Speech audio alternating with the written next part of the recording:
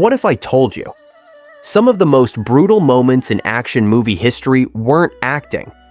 Actors knocked unconscious, hospitalized, one nearly died, and the cameras kept rolling.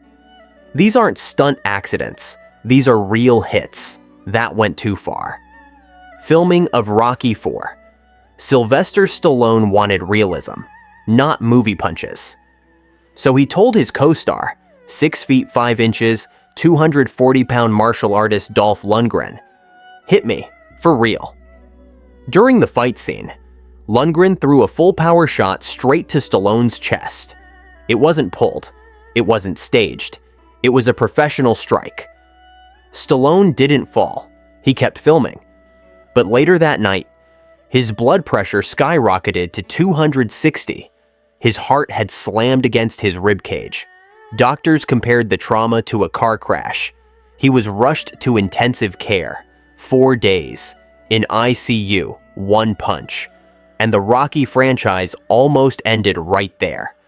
But this wasn't the only time realism went too far.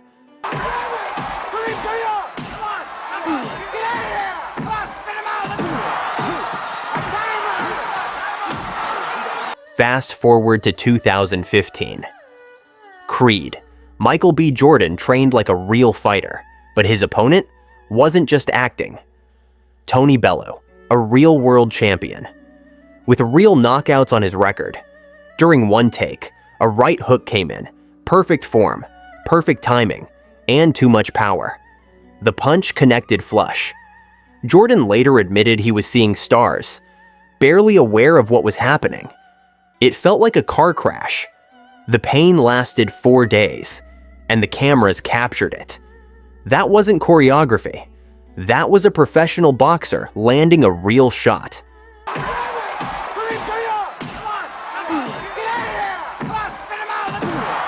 But if one punch can almost shut your lights off, what happens when actors hit each other for 8 straight days?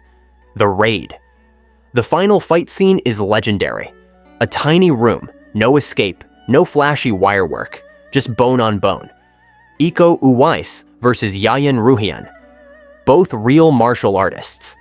Director Gareth Evans wanted it to feel raw, so they used controlled, but real, body contact. Knees to ribs, elbows to the torso, full speed exchanges. The crew could hear the impacts echo through the set. For days, they battered each other.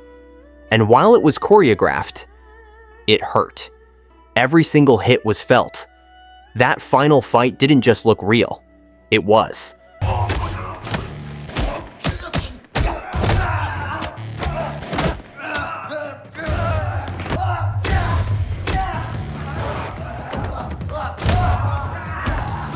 But decades before that, one accidental strike connected 2 legends forever. Enter the Dragon. On set stood a young, unknown stuntman. His name, Jackie Chan. He was about to charge at his hero, Bruce Lee. The scene, multiple attackers, Bruce with a staff. Chan rushed in, and crack. The stick hit his head. For real. Bruce kept acting. Only when the director yelled cut did he drop the weapon and rush over in panic. Chan later admitted something incredible. He wasn't that hurt, but he pretended to be, just so Bruce Lee would hold him longer. One accident, 2 future icons. A moment of pain that became film legend.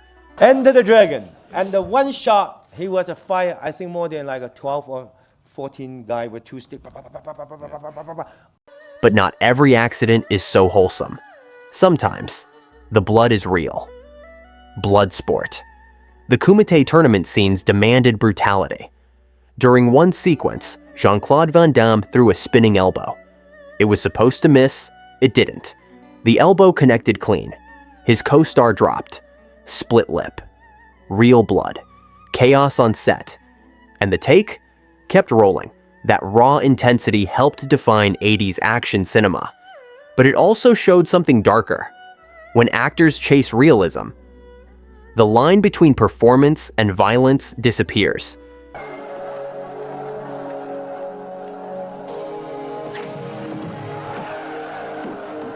Here's the truth about action movies. The punches look fake, but sometimes they're not.